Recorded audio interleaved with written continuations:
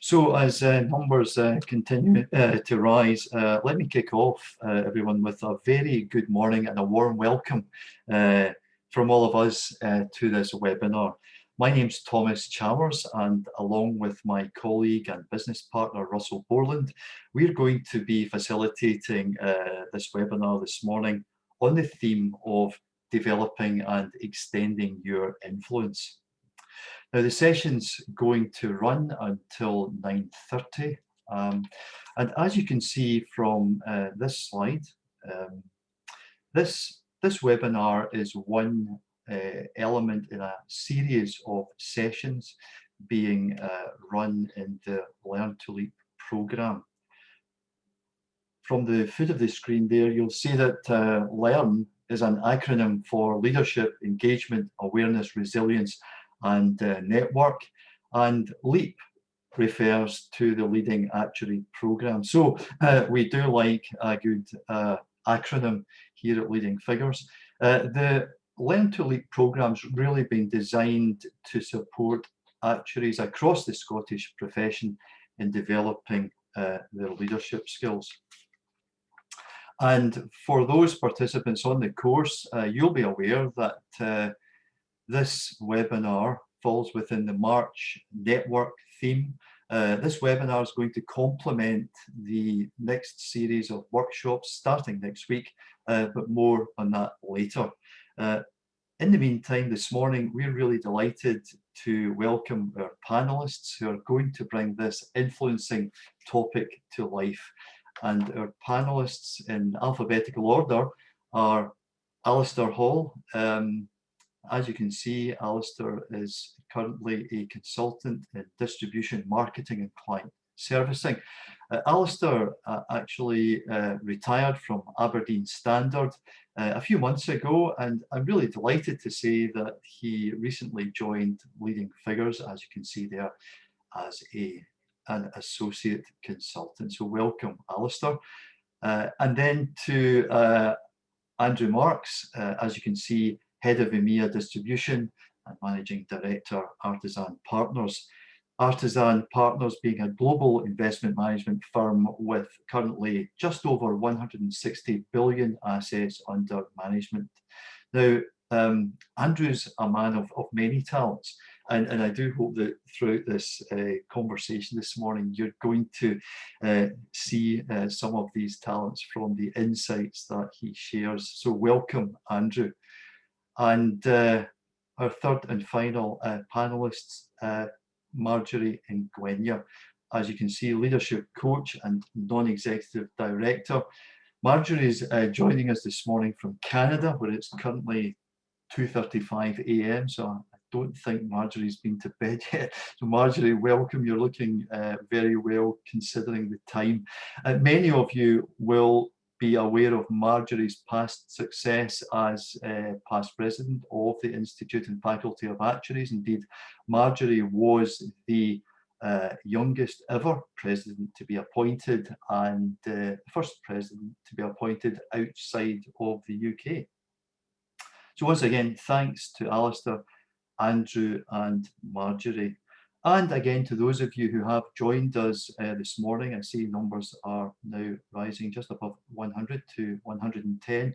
A very warm welcome to all of you. If you'd like to engage with our panelists, with ourselves during the course of the discussion, please do use the Q&A function, which you should find in the control panel at the top or foot of your screen. Now, just before we kick off and I hand over to Russell, we're going to run a short poll just to get your views on this influencing topic. I'm going to bring that up now. And the question is, how effective do you feel you are at influencing others constructively? 1 equals not at all, 5 is very, and just launching that poll now. Thank you.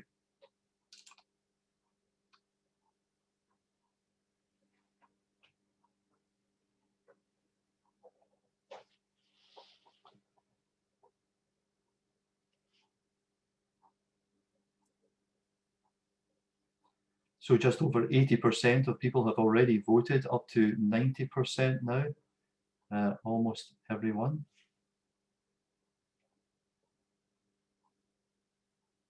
And if I could just end the poll there, and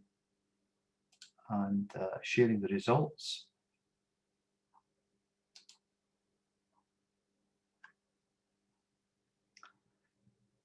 You'll see that the midway point is coming through there with 62% of you saying that you do feel that you are pretty good at influencing others effectively and constructively. So with that said, I'll hand you over to Russell to take the discussion forward. Thanks, Russell. Thanks, Thomas, and good morning, everybody who's joined us. And great to see our panelists, Marjorie, Andrew, and Alistair, and look forward to the conversation. I guess that poll provides a bit of context that we could explore, Thomas, that whilst a good number of people feel they're reasonably effective at influencing, maybe it is something we could all work on to develop, which is partly the reason for running this webinar. So maybe I'll get the thoughts from the panelists on this, but before we go into this, maybe worth just us clarifying what we mean by influencing. And just before the session, I was checking the derivation of influencing, and it comes from a couple of roots. One is from Latin, obviously, where it's talking about flowing or flowing in. The other definition comes from medieval French, which is, I think, emanating from the stars to affect one's behavior. But I just wondered if maybe the panelists could give us something that's more relevant to today.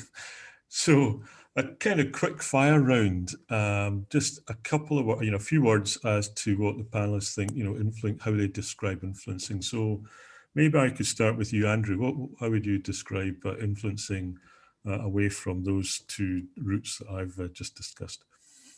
Hi, morning, Russell. So I think for me, in terms of a quick fire answer, I think influencing is the science of persuasion.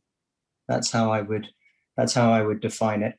Unlike manipulation, which I think could be defined as forcing others to sort of temporarily suspend their own judgment and thought, often with short-term outcomes, I think influencing is very much around engaging head-on with people's values and logic, and hoping to really achieve a meeting of minds and agreement, a persuasion that is longer lasting and thoughtful. Great, thank you. So the science of behaviours, I guess. So Alistair, your thoughts? Good morning, everyone. I'm not quite sure how I can follow in the Latin definition, because certainly that was not one of my subject matters I excelled in.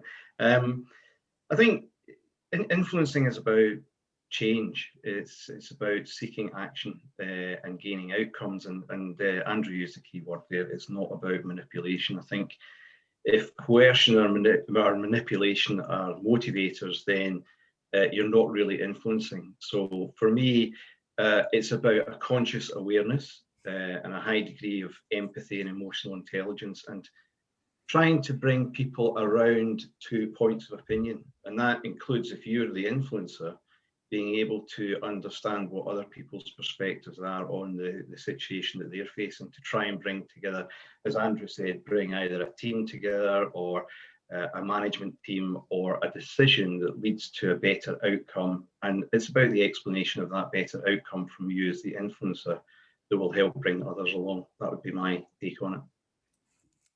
Thanks, Alistair. Marjorie, what's your take on influencing?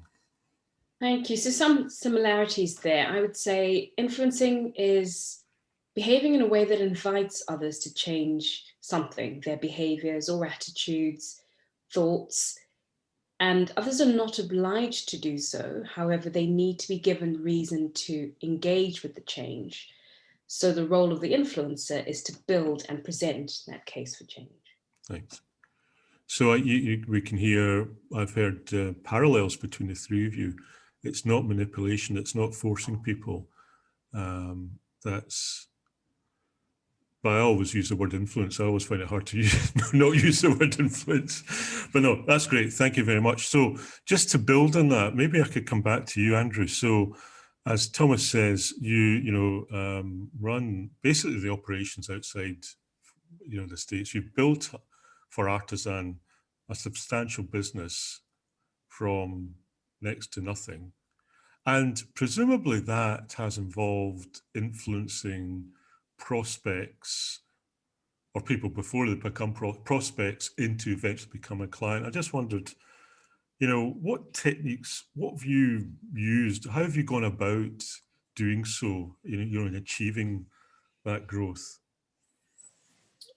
Sure. So I think there's probably three areas which I would characterize as being areas of focus for our team that maybe are slightly different from some of our peers, and where we've laid our emphasis and where we've tried to engage in training for our team to achieve the outcomes we've achieved.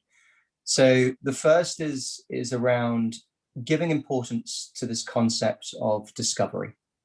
And I think that gets back actually to sort of some of the comments just made around the definition of influence. If it is about trying to achieve, a mutually beneficial outcome, then bluntly, you need to know up front what the other side's agenda is. So the emphasis on discovery is absolutely key to making sure that when you are presenting, when you are trying to, quote unquote, achieve a sale, bring on a new client, get a decision taken in your favor in a very competitive industry. You start every meeting, you start every call with Q&A. There is nothing worse than having people show up and open a book and read from page 1 to page 50, close the book and say thank you for your time and exit. That discovery phase is critical to make sure you pick up all of their concerns, all of the signposts that need to be addressed, all of the areas of sensitivity that might come out. And that can also extend in that discovery phase to what some might refer to as, quote unquote, idle chit chat. This sort of fairly flippant and perhaps, personal areas of discussion at the beginning of a meeting or a call, which are very easy to be discarded and to be viewed as being, lacking in any real utility in a business setting. But you really couldn't be more wrong. I think, that early phase allows you to set benchmarks. It allows you to understand people's behavior. It allows you to understand their emotional reaction to certain things. And it allows you to benchmark individuals. So later on during the meeting, when you're talking about business concepts, specifically, you're in a position to then benchmark back to the point when they were relaxed and talking about personal things, and start to see signs of cognitive overload, start to identify those signs where visibly people's limbic sort of take over and they can't control themselves. And you can identify very quickly areas of pressure, areas of sensitivity. So that would be the first thing. It's a real emphasis on discovery.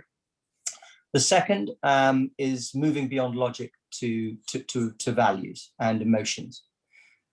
So the best sales book ever written was done around about 350 BC, which was written by Aristotle, which was called The Art of Rhetoric, before the word rhetoric was contaminated by modern day politicians.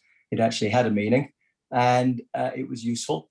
And indeed, it was something that people aspired to learn about. And you may have heard talk of sort of logos, pathos, and ethos. And I think when you work in a financial-oriented sector, it's very, very, very, very easy to focus on logos. It's all about logic. We provide a financial service. That financial service generates a return above a benchmark. Therefore, you should buy us. It really is as simple as that. But as we all know, it's not the best performing products in financial services that tend to necessarily garner the most asset growth. It's also, requires other things. Otherwise, you wouldn't need marketing teams, you wouldn't need business development teams. People ultimately, need trust to purchase in the world of financial services. And that requires something much more than just, this makes logical sense. You've got to go beyond that to actually align values with the client and to actually, demonstrate that there's emotion, there's passion, there's conviction behind what you're trying to do. And I would say the values part is that ethos leg on the stool, and the pathos is obviously the emotional sort of component.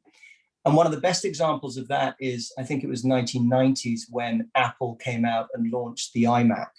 And you had this, I think it was in Bondi blue. I would view it as sometimes sort of slightly greenish colored iMac on a really, really startling visual image on posters around the globe and magazine adverts around the globe. And underneath the simple strapline, sorry, not available in beige. And it was a statement. It was a statement of, we're appealing to all creatives, all revolutionaries, all people that want to sort of fight the establishment. It was an extremely attractive sort of rebellious statement of intent. And compare and contrast that to the adverts at the time from Hewlett-Packard, from Dell, from other major league providers. You have a very, very black and white or even gray advert, no color. And all it would do is list all of the memory functions, the speed of processing and everything else in a series of ever more yawning bullet points of data specifications pertaining to their particular computer. And I think that gives you a sense of some of the, a really bold difference in approach. And indeed that branding for Apple as being the if you will, the brand for revolutionaries and creators and people who are pioneering and innovating remains true to today. That value that's perceived underneath that particular brand remains true. The third and final point is then technology. And I'd say, above and beyond sort of what I call traditional marketing verticals and toolkits like advertising, PR, et cetera. These days, of course, everybody is focused on sales enablement. They're focused on enhancing and evolving their software stack to be able to capture data on how prospects and clients engage with their materials, visit their website, read their documents, read their reports, read their white papers, read everything they produce, and try and track that, if you will, that digital conversation, and then analyze it. And quite often people are now analyzing that data using AI, and they're using predictive technology, such as Einstein's module attached to Salesforce, the world's biggest CRM machine, to really try and predict forward-looking behaviors. I think for us, it's those three: discovery, getting beyond logic to values and emotions, and then finally leveraging technology. Thanks, Andrew. And before I pass to go to Alistair, you mentioned a couple of things. We've been discussing with the delegates on the program. One is you talked about trust, the importance of building trust.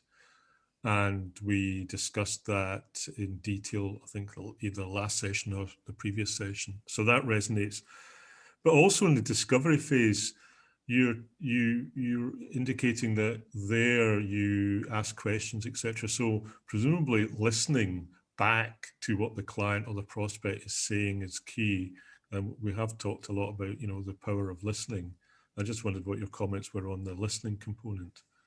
Sure. Well, before I found my way into asset management 20 years ago, I was a jazz musician and short time studio musician for Warner Brothers. So I'm a great believer in listening. Indeed, I think it's probably one of the most valuable skills to develop. And to your point, if you really listen, actively listen, the amount of information you can pick up is astounding. And again, you can enhance beyond that, take it beyond listening to just observing as well, and really starting to analyze body language and behavior. But I mean, even listening, forget the words. Just think of RSVP, for example, just in terms of how people speak. So rhythm, speed, volume, and pitch. And just notice those four things. Just start with those as a simple, basic entry level sort of approach to understanding people and really, really attuning your ears to listening people. And what you find if you properly use your discovery phase to really focus on, well, how are you? How are the children? How's life been during lockdown? How are things? How's your passion project going? Or whatever it may be that you use to try to connect and that you find out personally. Just notice how their voice changes against those four different metrics. And use that as a benchmark, because when they're talking about those things, tend to be a lot more relaxed. They tend to be a lot happier. Their voice might slow down. It might be deeper in resonance and warmer in resonance. The pitch is lower. And generally, the rhythm is quite fluid and quite comfortable. And then again, what you might notice further on in the meeting, you get to talk about anything, any aspect of the service that you're offering to them, or any difficulty that you might be having on a business level. And you'll notice all sorts of changes from that. People talking with extremely short sentences, people starting to put the blame on others and sort of distract, and their rhythm goes crazy and haywire, and their pitch crazy and haywire as well.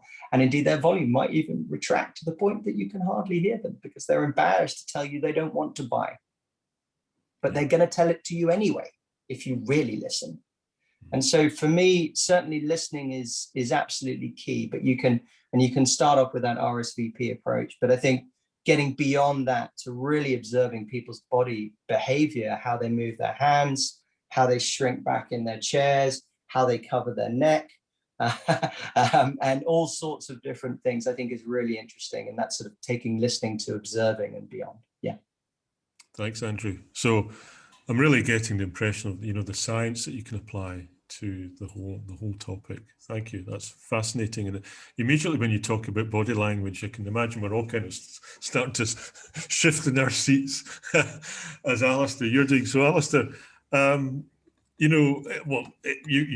comments on that? But I mean, you've held senior marketing roles, latterly for Aberdeen Standard and looking UK and beyond.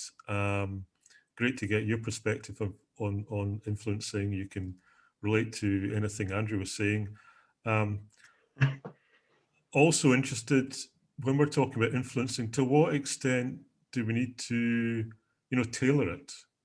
You can answer that in any order you'd like.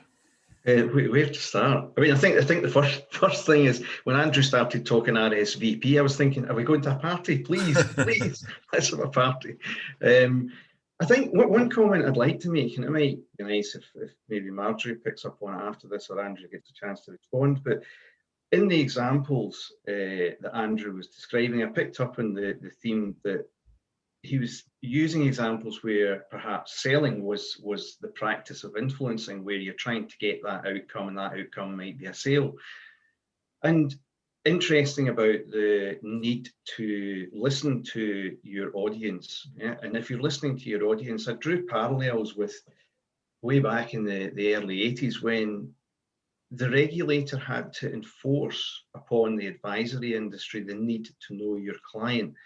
And what Andrew described is exactly that, a logical way of trying to understand what are the motivators in your audience or your group of people that you need to bring along with you on a journey. Your job as an influencer is to communicate that in a manner that all types of people, all behaviors of people can see what the mutual benefit may be for the organization. I think one of the things about influencing is if it's driven for selfish reasons, it's probably likely to fail. It will certainly be more difficult. So the motivators are generally about mutual benefit, common grounds, and a way in which you bring people on the journey by understanding what they may get out of it.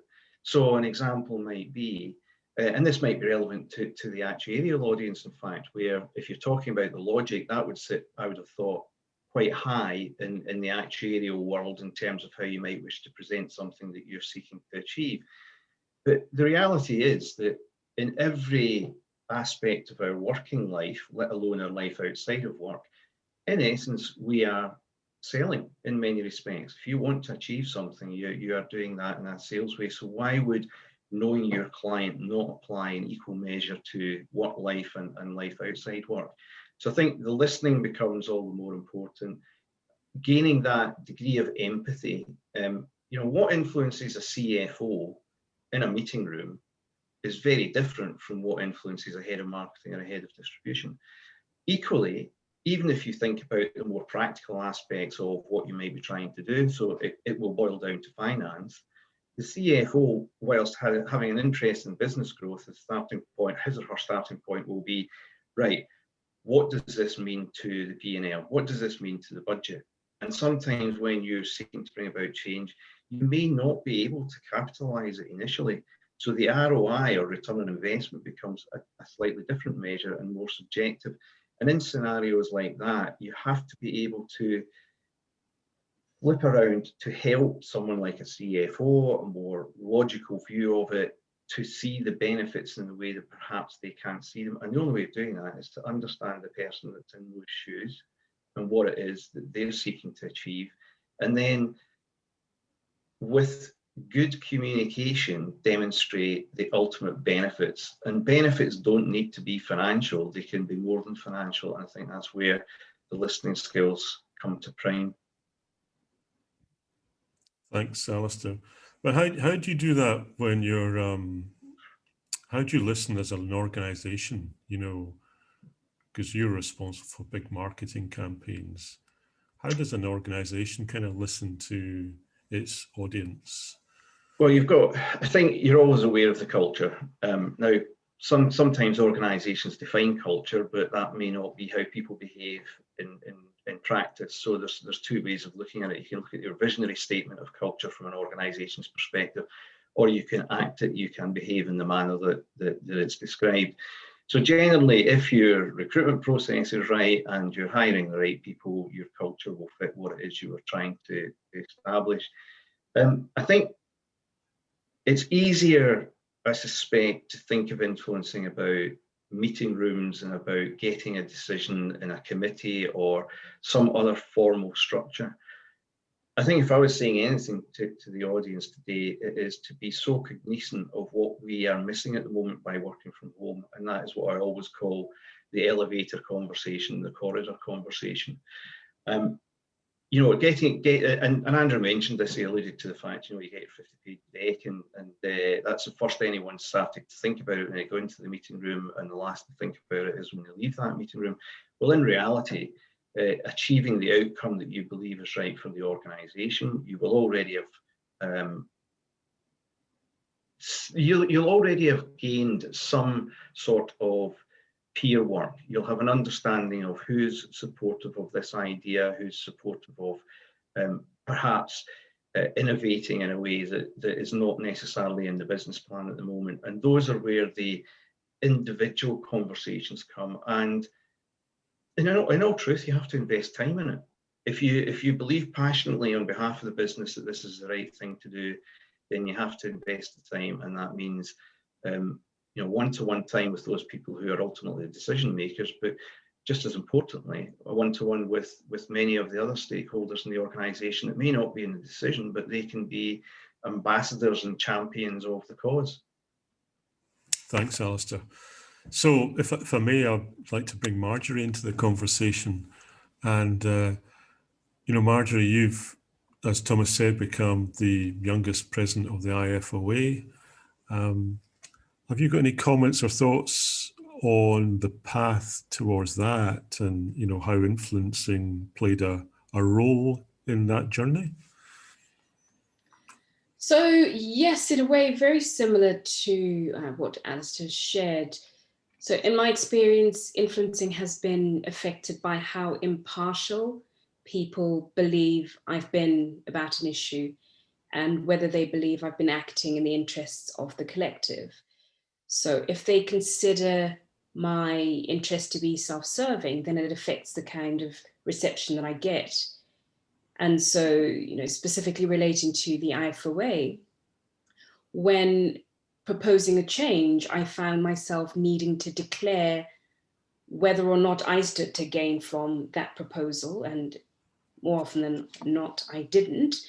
And it was about the betterment of the profession, and therefore that created that shared platform or the shared outcome that people could buy into and want to work towards. So yes, I think that influencing for me has been about being mindful about what stakeholders would like to see as the best outcome, and then playing back to them how my proposal will align with that. Thank you, Marjorie. And you're talking, you know, change has come up between, you know, quite a bit in this conversation. And how does a leader affect that change or influence that change? What techniques, Marjorie, do you think have you found have been helpful in influencing constructive or positive change? Because I was hearing that, in a way, you've been hearing back from members as to what they might be looking for, and you might align or have a view which is they get aligned with, but not everybody would necessarily align with anyone's view. So how do you go about influencing that change? So there's a simple framework that I like to bear in mind when I'm seeking to influence in a conversation. And the first point for me is to understand what is the issue, and some might call this the problem statement. So what is the evidence that I have that something is not working? And if the evidence provides a case for something that other people would like to fix, and that's even better because they can get on board with agreeing that there is indeed a challenge. The second thing is identifying what the benefits are for resolving the issue. So again, not for personal gain, but for the broader benefit. And so, for example, it could be what's at stake for the survival of the business and sustainability, for example, as a goal. And for as long as that's a win-win situation, so if the benefits go beyond a small group, or if they can be identified for multiple stakeholders, that goes a long way. The third would be, so what are some of the potential ways to resolve the problem statement, bearing in mind that resources will always be constrained. And this is about making suggestions for the way forward. So not just presenting the problem, but trying to find ways to resolve it. And then lastly, inviting people to co-create the solution, having mind to the challenge that you've illustrated, so they can feel that they've bought into and are part of the solution that's going to be implemented. Great, thanks. Now, Alistair, I could see you nodding there. Any thoughts on that latter point about getting people buy-in and co-creating? It's massive. It's massive. I was nodding as well because I think when we talk about influencing in the way that we are just now, we think about it in a proactive way, and of course the other way around is if you're the one that's someone's trying to influence, and how do you react in that situation? And it's influencing is no one divine right. It's in everyone at every moment. The choice is how best to recognise it's happening and how best to use it for the benefit of the organisation or whatever the circumstances are. So, for example, I was thinking about the co-creation. It might well be that a number of the people in the webinar today will be going back into situations where they need to say no to someone's idea. Someone is trying to influence them to make a decision that they want. And in situations like that, again, your listening skills have to come in, but equally, your ability to empathise with the person, validate the reasons that you are saying no for whatever case that might be. But equally, I think there's a part to play in explaining that outside of a meeting environment if it's happened in a meeting, but if it's one-to-one, it's much easier to be able to explain why that might happen. And that's when I was smiling about what Marjorie was saying, because I think at that point, that's where you would seek to help that individual either refine or revisit what it is that gave them the no, give them the pointers that means that they might be able to come back with an alternative view of it, or an alternative way of bringing more people in the organisation on side, whether that's an operational function, marketing, sales, whatever it might be, but giving them those pointers and giving them a sense that you are part of it. Your no is not just a no for no reason. It's actually a collaborative no, and that you're prepared to help them perhaps come back with a better case or a different case. Yeah, thanks. Alistair, maybe we could just break here for, I see there's a question, Thomas, and that we could ask the panelists. I haven't looked at the question. Yeah, it's a good one, Russell, from Rory Campbell. It's really directed to Andrew, but I guess all the panelists will have a view in this.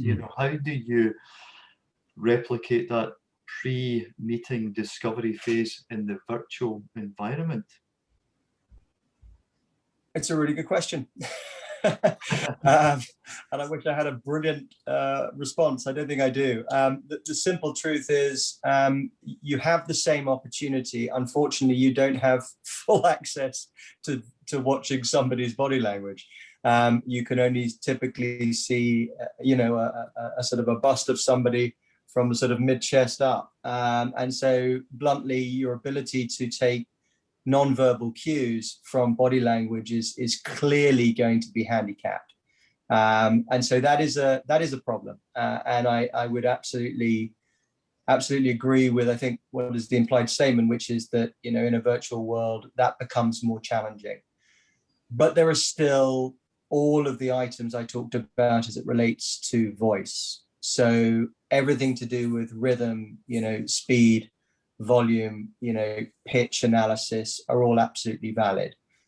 They still apply, frankly, on a call without any sort of visual stimuli at all. So I think that's really important, and that's still something that's very open to you. And I suppose what it forces you to do is to take even more of a magnifying glass into those parts of physical activity, whether people are reaching back, whether people are suddenly twitching and blinking rapidly, or indeed covering their neck and their carotid arteries, or indeed extending their neck out to people that you can see over a virtual sort of format. I think it just forces you to look at that with ever more increasing detail and try to slow that down and try to analyze that effectively. But I do think that you're right. The implication there is that it's more difficult, but I still think you have plenty of weaponry at your disposal should you choose to use it, should you choose to really actively listen and actively observe. I also think, that the virtual format does make it a little bit more challenging, though, for what I'd call that personal interaction in some ways, because again, people are often working from home working environments, which are not necessarily conducive to a good, nice, lengthy conversation where you can talk about the football and you can talk about the family and you can talk about the music and the film and whatever else it may be that connects you as people up front. People are there to, quote unquote, do the job and get off, because then they've got to sort out something else that's going around them, or answer the door, or whatever it is, whatever distraction is happening in the home environment. And so I do think that has created, should we say, sometimes a more compressed discovery or personal interaction at the beginning of a call. But on the flip side of that, we've all been universally connected by a global pandemic. And actually that creates enormous, opportunity for universal connection. And so even if the time allowed to, that more personal sort of type of engagement at the beginning or the end, or both during a meeting or during a call, is now compressed, actually the commonalities imposed on all of us by the global healthcare crisis clearly are wonderful opportunities for engagement. So I'll probably leave it there. Thanks, Andrew. I'd like to ask Marjorie the same question, but in terms of the coaching you do. But before you do, just conscious, probably many people will be like me thinking, Andrew, can you explain the significance of one's neck in all of this? You've mentioned it a few times, so I'm sure many of us waiting to hear. So you have your main. My father's professor of surgery, but you have two main carotid arteries running up the neck, and it's well known in sort of behavioral analysis. A lot of people use it in intelligence agencies. A lot of people use it within the justice system. That when people are talking, if they're trying to sort of express to the person ahead that they are comfortable, that they are open, they will openly extend their neck or even tilt it slightly to expose their carotid artery on one side or the other. And quite often when people are feeling defensive, they feel under attack, they're feeling vulnerable, the first thing they'll do is they'll shrink their head into their shoulders, protect their carotid arteries, or they'll lean back, or indeed they might even put their hand up to cover their neck. And it's a totally unconscious, act, but it happens all too regularly. So I use it as a very simple cue, because most people can recognize it when it happens after they've been told, but not a lot of people necessarily look out for this sort of thing. That's what I'm referring to, and that's the physiological background to it. Great, thanks, Andrew. So Marjorie, this, we're working as we all know, as we've been discussing in the virtual world. Now, as a coach, does influence come into play? And if so, has the virtual environment made it easier or more difficult? So I'll take the latter part of the question first. Yes, it has made it more difficult, but at the same time, people's availability is a little different nowadays. Nobody has to travel. Few people are traveling to attend physical meetings, which means scheduling is a lot easier. And while the spontaneity of conversation is different, one can make the time well in advance. One finds it easier to slot into people's diaries in these times. So I found that aspect of it actually quite pleasing, but with the limitations that Andrew was talking about previously. In terms of influencing in the coaching role, I think it's a little more subtle than it would be in other dynamics. So I try to broaden a client's perspective rather than trying to nudge them to a conclusion that's mine. And in coaching, the client is simply engaging with me to arrive at answers that they've not been able to find on their own in simplistic terms. And so I see my role as being able to widen the pool of ideas that they're considering and to help them to settle on solutions that feel authentic to them. Thank you. Great.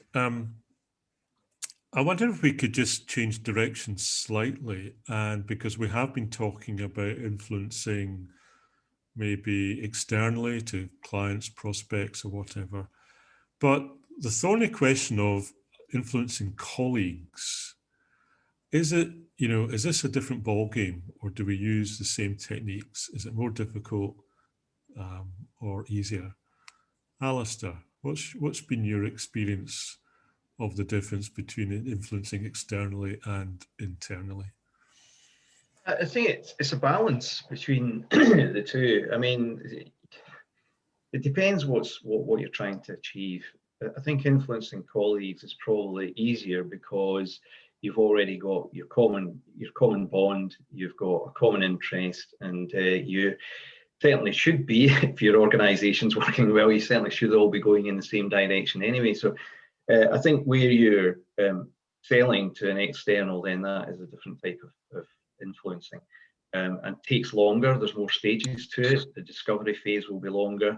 The need to express what it is that you're trying to sell will take longer as well. I think Anthony Reiford once said to me, Anthony Reiford was CEO of Omnicom and latterly president of the MCC, and his mantra was really simple. He just said, look, whatever it is you're trying to achieve, not for yourself, but for your organisation, just make sure it's easy to buy. And that's the flip side of this. It's not actually selling, it's just making yourself or whatever it is you're trying to do easy to buy. And I think that's a huge part of it.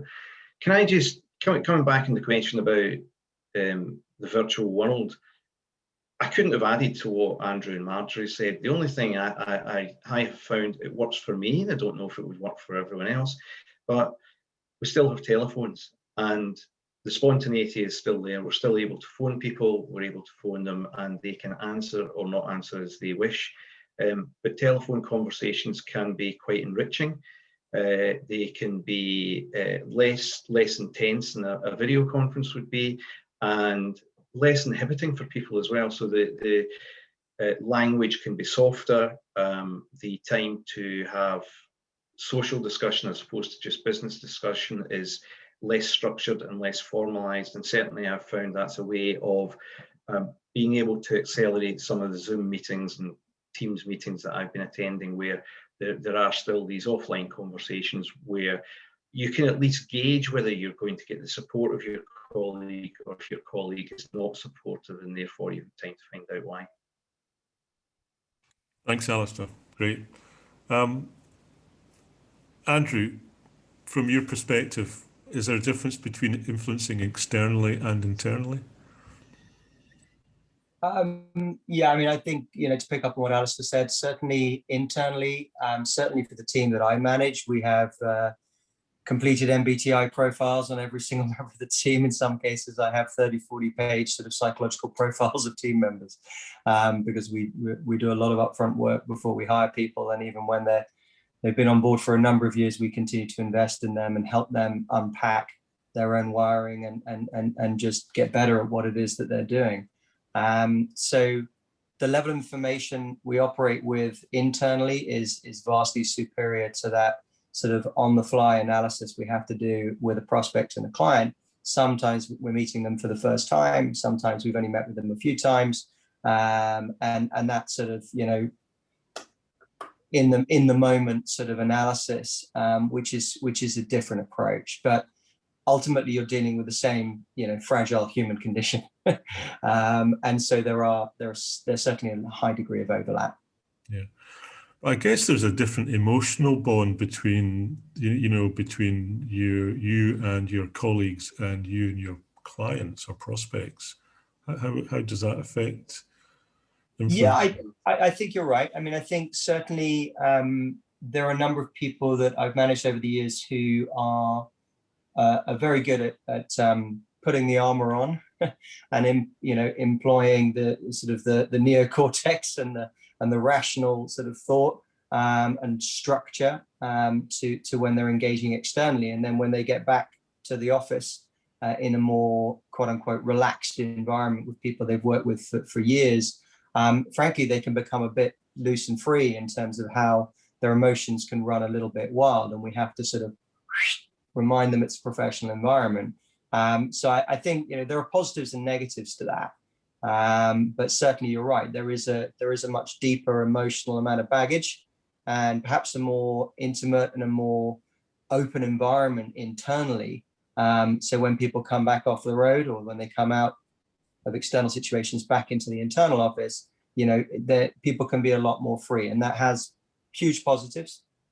But also it can have some risks. You've got to make sure that people are capable of managing their emotions, remembering they're in a professional environment, and trying to use these same quote unquote, techniques to extract the best and achieve good outcomes internally and externally going forward. So it's a mix. Thanks, Andrew.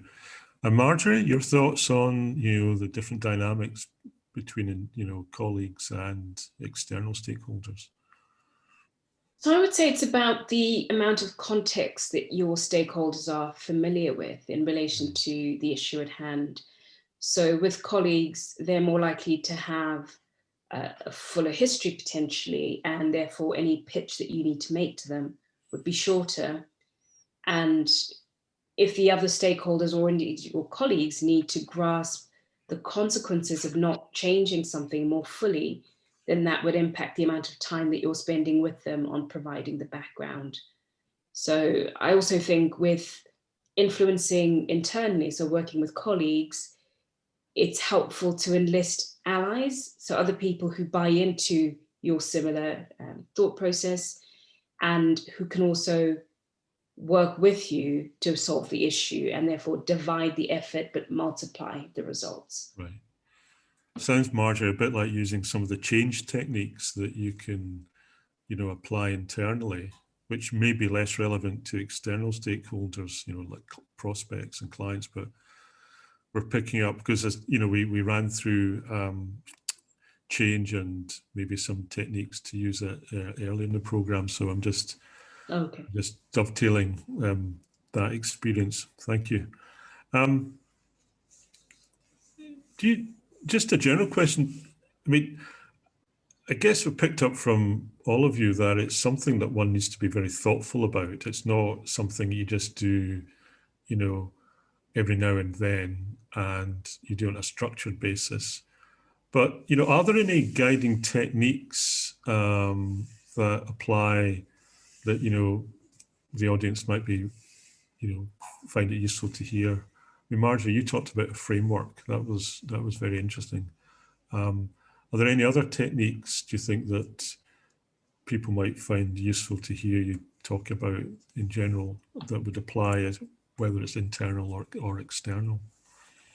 So I would say practicing the art of influencing is vital. For me, it's something that I continue to improve, and it's something that has developed with experience. So these skills can be honed by practicing at home, even with siblings, parents, children. It's not just a skill that one needs to employ professionally. And, it was mentioned earlier, but I think the ability to listen and really distill what people are motivated by is a very helpful skill to have. Okay, great. Thanks, Marjorie. Alistair? I'd be slightly controversial here then, or risk being controversial. Yeah. I think there's a real danger with a subject of this nature that perhaps you can run into overanalyzing it, because there are some aspects of it that are in everyone's everyday life.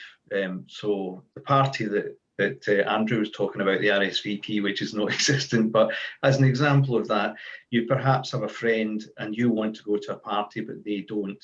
But the party would be much better for them attending with you, and you're using your influencing skills to have them come along and join you, and they might do that for a number of reasons. Perhaps it's the strength of the friendship, perhaps it's the fact that you've convinced them that the party is going to be good after all. But that very aspect of living our lives is there every day and in everything we do. I think where the skills come in is about this conscious awareness, about raising your thoughtfulness. And yeah, I think there are a lot of good tools out there and a lot of good techniques that can lead to outcomes perhaps happening quicker. But I do believe that everybody on this webinar is an influencer in one way or another. And whilst 0% said that they strongly agreed with the voting statement, you can see why so many were in that sort of 62% mid category. And yes, I do believe that raising your awareness, looking at some of the skills and techniques could lead you to get quicker and more outcomes in the manner that you want them, for the best for your team, for your family, for whatever it is you're seeking to achieve. Yeah. I guess the message is that actually people are doing it already, may not be recognizing that they're doing it. And hopefully this brings awareness to them that maybe they just leverage that, fine tune it, etc. Absolutely. Thanks, Alistair. Andrew, any other thoughts on techniques? You've mentioned quite a few, and the listening aspect has been mentioned by everybody. There's a couple of funny ones, which I think are probably worth mentioning just for humor. But I think there have been studies that prove that by serving hot drinks rather than cold drinks, you encourage people to go into the insula.